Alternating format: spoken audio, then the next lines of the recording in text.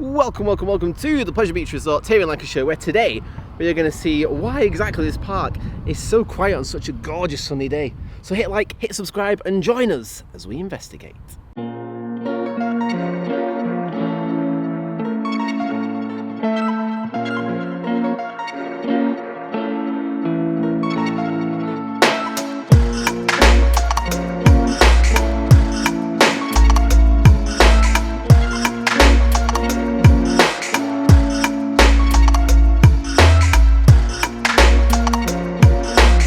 Right, I'm pretty sure we were just saying through that when these guys were here yesterday, they were saying that for some reason Alice in Wonderland was like looping the music every like 10 seconds, was it? Something like that. And that made it for a very distracting ride. I think we heard the start of that music about 20 times. It just kept going and going and going, and you get into it and then it would start again, but it wasn't cutting in the right place. Really weird. Anyway, let's crack on. Well, that might be a first in the history of Avalanche. So when we were waiting to get on it, the operator said, "We're not sending this train until someone's sat in the back row." That's never happened before. I feel like Blackpool are like, yeah, whatever, just send it. And obviously Avalanche, one train, it's either 7 or 14 passengers. It's 7 rows and either 2 or 1 in each row, based on if you want to cuddle up to your sister or not. So it was really interesting to hear that they're actually trying to send a full train, but fair play to them, because that's definitely the right call. Next up is, I know the park's quieter than people think it should be in terms of please don't fail Pleasure Beach, we want you to stay alive and well, but even icons walk on. I mean, in the many times we've been this year, we've still had to wait outside the station, but we pretty much walk straight into it. I think if anything, if the queue itself is outside and it's going past the station, maybe like 10-15 minutes, but if it's anything less than the station, you're walking straight in.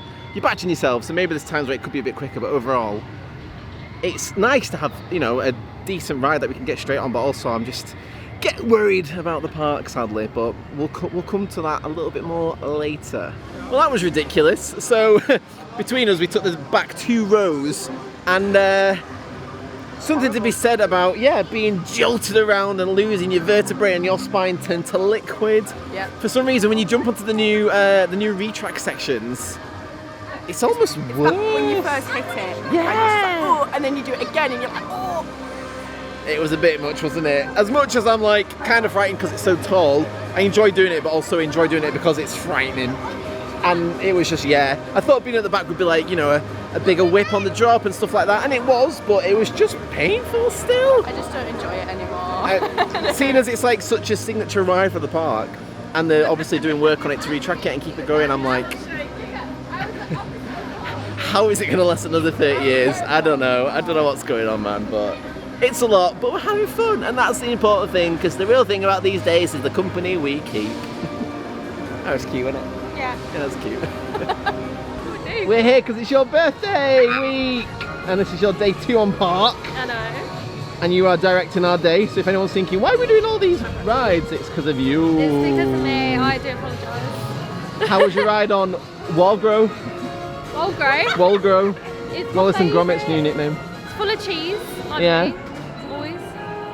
And I just showed you the Mooney cheese rock. No, is that what it's called? No. Yeah, I would not. No. Moon cheese rock. Yeah. No. Right. I like cheese, but not in rock. It's a bit gross, isn't it? That. Yeah. Chiro, cheese rock, Chiro. I realise that if you've got your hands up, you can hit the roof when you're going down the hill. Where should your hands be in all times? By your side. By your side. I know. Also, look at this though. Walk on. I've never seen it so quiet. That's why I get everyone on it. It's crazy, isn't it? I know. Where to next then? What are we saying? Valhalla still shirt. Valhalla.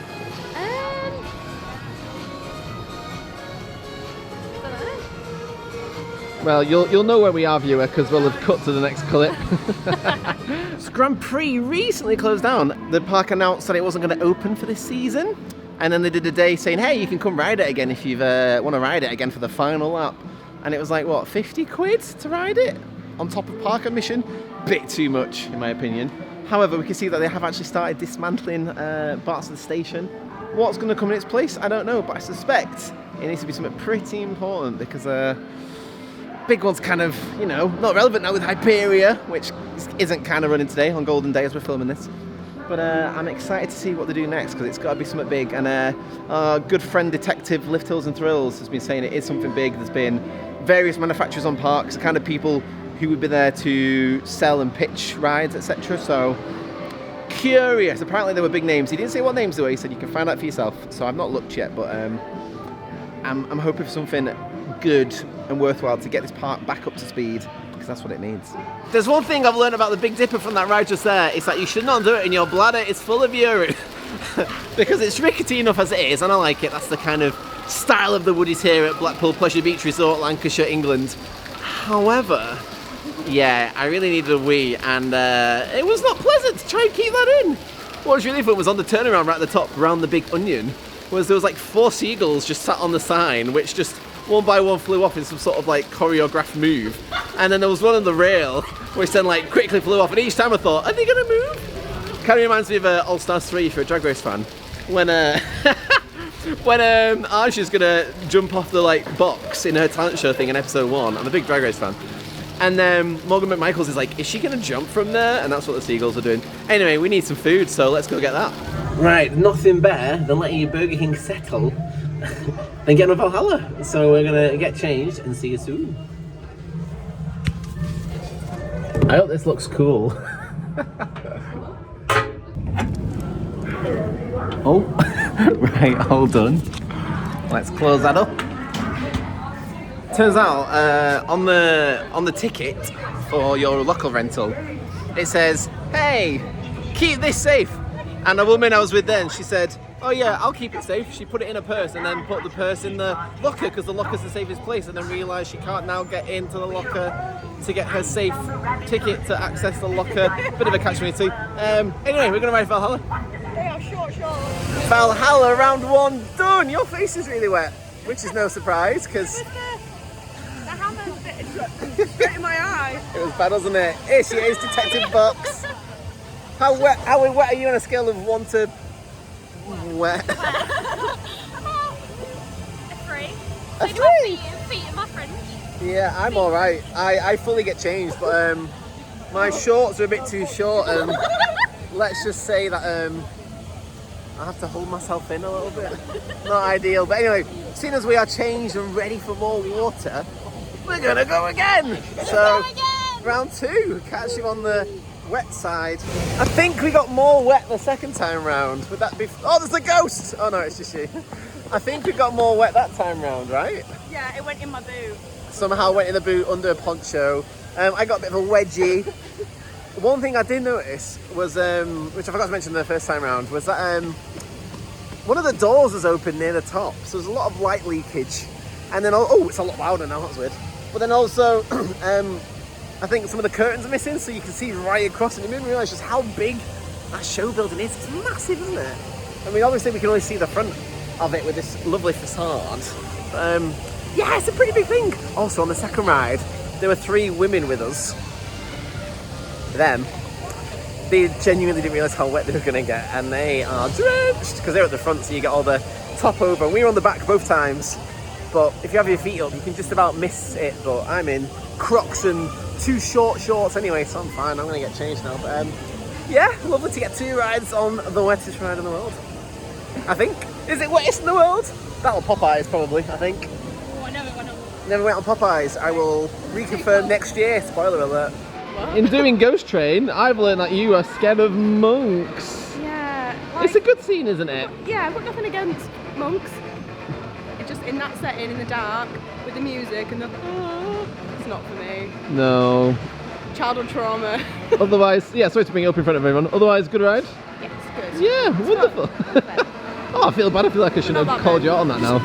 She's scared. Everyone look at her. She's scared of monks.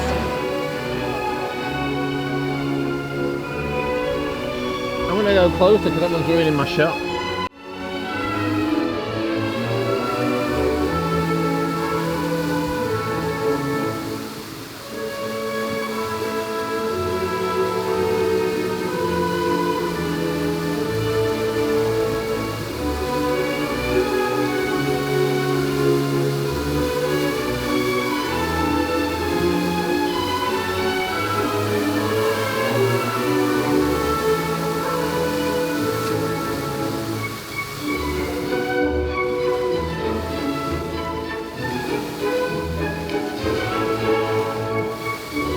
Oh, no.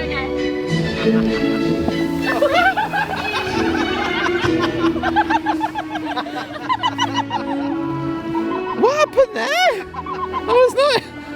I was not expecting that. I just got covered. I was going to make a pun and say, what a show. And then the wind pulled it over me. I've already done Valhalla today. That's not fair. Looks cool though. I reckon this is about 2 feet above the ground. No. Oh man, nothing like a little back break there on Grand National. I love Grand National, I always will, I always have, I always will, I've already done that. It's definitely rougher at the back compared to the front. Also, there was these kids on this.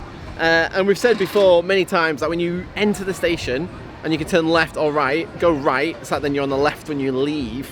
And that way your train takes the inner track and therefore you've got a slightly shorter route and therefore you tend to win, right? So we literally just left the station, done the turnaround bit, and these kids were like, whoa, whoa, all this sort of being like, you know, we're beating you, and I was thinking, oh, we're gonna win at the end, and obviously we did. So they were like, rematch, and it was just really fun. Yeah, having a nice time. It's absolutely gorgeous over there.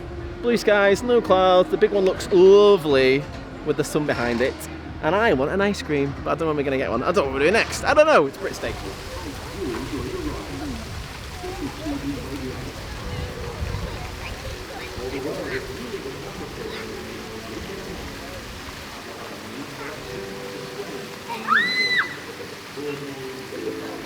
So we've just done the streakiest of Nickelodeons, that's right, the Nickelodeon Streak.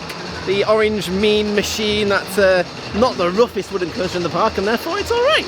Quite near the front on that one, so Detective Whitmore says it's the best. I still think National's the best, even though it's mental. Hashtag RMC the National, and then we just went on Dora's World Voyage behind me there, which I've never done, and I know that Dora teaches you to say various hellos and stuff in other languages.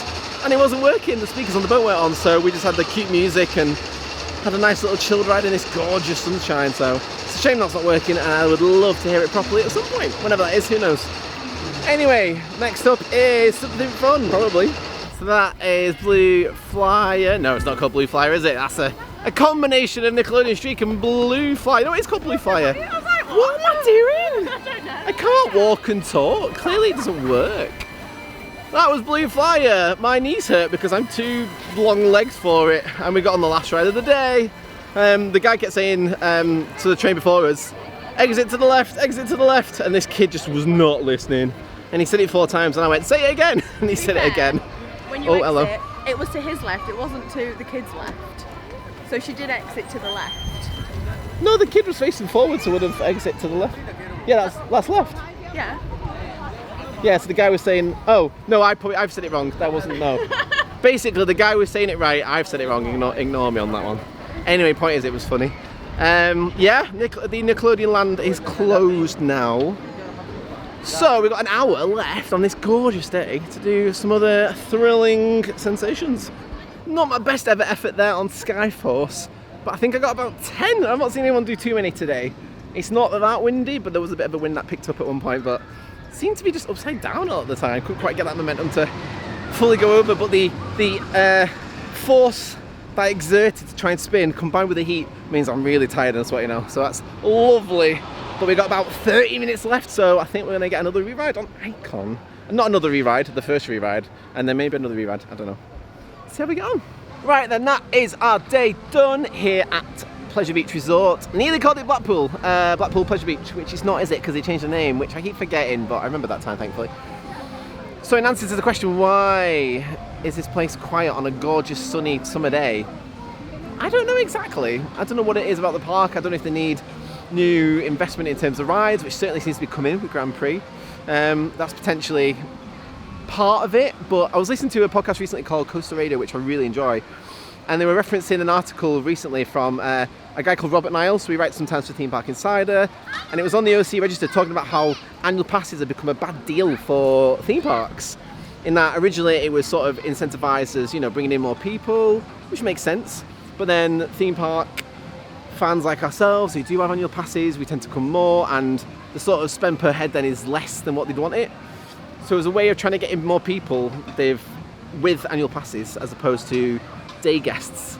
It's kind of flipped it, and now they're trying to sort of incentivize add-ons in terms of food offerings, obviously, paid experiences, you know, like the various behind-the-scenes tours and like track walks and stuff like that. But I just thought it was an interesting point, because I remember earlier in the year when Amanda Thompson was saying, oh, we don't, something about annual pass holders being frustrated, it not maybe being a bit too critical of things. And I mean, today we've bought food in park, but I do understand and appreciate that the more we come, the sort of more value for money we're getting based on what we're spending with our annual pass, but not quite spending as much as the park might want. So it's an interesting take, and I wish I had the answers, but I think the main thing I could suggest is, based on what we've seen today, there's been people in here just chilling, reading books, having drinks, whilst the rest of the family are doing stuff, or the kids are doing stuff, you know. And I really think, based on the fact that the infrastructure's there to do, you know, scanning your tickets, you go in, loads of people say it, I know Scott and the guys at Your Experience Guide are saying it, really, I think, need to jump into the whole paper rides. And if you want to have a wristband or an annual pass, you can do that as well. I mean, if you see our previous case at Fantasy Island, you can pay individually rides for that, and people just wonder, it's just free to enter, the whole family's in there. If certain people want to do rides, they will. I think that would make more sense, because one, you're probably going to get a few more people doing one-off rides, which is better than people not coming into the park at all. But again, if people are inside the property, they're going to spend more time here, even if they're doing a few rides, potentially buying more food as well. And you know, the hospitality is okay, the hotels are doing really well, so it makes sense. Like, imagine people might stay at the hotel, just do a few rides here just because it's a good hotel. It's certainly an option. So an interesting take, but I think whatever investment comes next definitely needs to be the big one. Not the actual big one, obviously, but you know, a big investment to really push the park forward and bring it back to the lofty heights of busy queues. We waited maximum of 15 minutes today, and it's a, you know, as glorious, gorgeous, sunny Sunday in June. Like, it's going to be summer soon. It should be heaving, and it's not. So we'll see what happens. But for myself, Detective Whitmore, Detective Box, and Detective Zoe, that's us done. Case closed.